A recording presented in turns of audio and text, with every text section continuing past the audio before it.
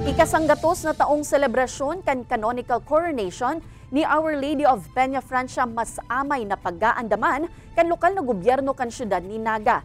Mga komitiba na matutok sa gigibuhong mga aktibidad sa month-long celebration, aprobado na. Uyan report ni Jessica Kalinog. Ang porsyon na inikan Riverside sa may barangay Dinaga, Naga City. Iwan saro sa mga sibot na tinampo asin napapano nin mga deboto tuyong kapistahan ni Our Lady of Peña Francia. Anharong ninda Tatay Jose, yaon man harani digdi. Igwasindang pigmok na naturutindahan na pwedeng mabakalan kan mga madayong bisita ngunya na taon. Baka man po magdakul-dakul lamang binta. Kung ano-ano na lang, prutas, kung anong nyaon na mga kuwayan dyan mga tinda.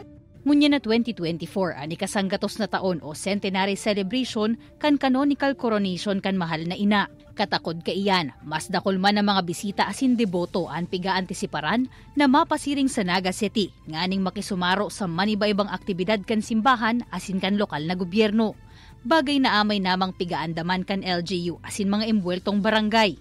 Aramtaman, pag dakol ang tao, dakol din itong mga, sabi nga kan augmentation, kan mga tao na may mga mandatang gigibuhon. So, papaano tapo? Higot ang ipapatupad ang roving kang sa tuyang mga tanod.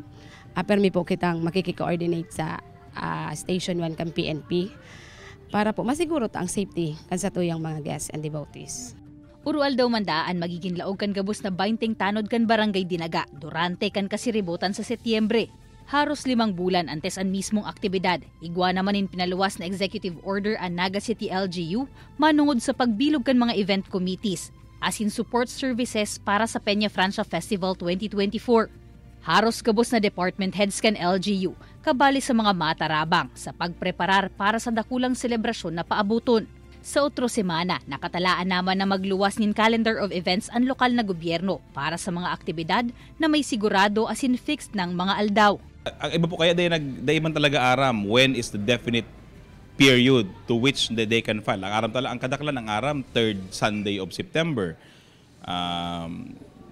So the earlier na we can issue hindi pong advisories on the calendar, mas magigiyahan ta po si gusto magpurulit. Makakatabang man subuot ini na dai magahol sa oras kan pagpreparar ang mga eskwelahan asin organisasyon na mapartisipar sa mga aktibidad.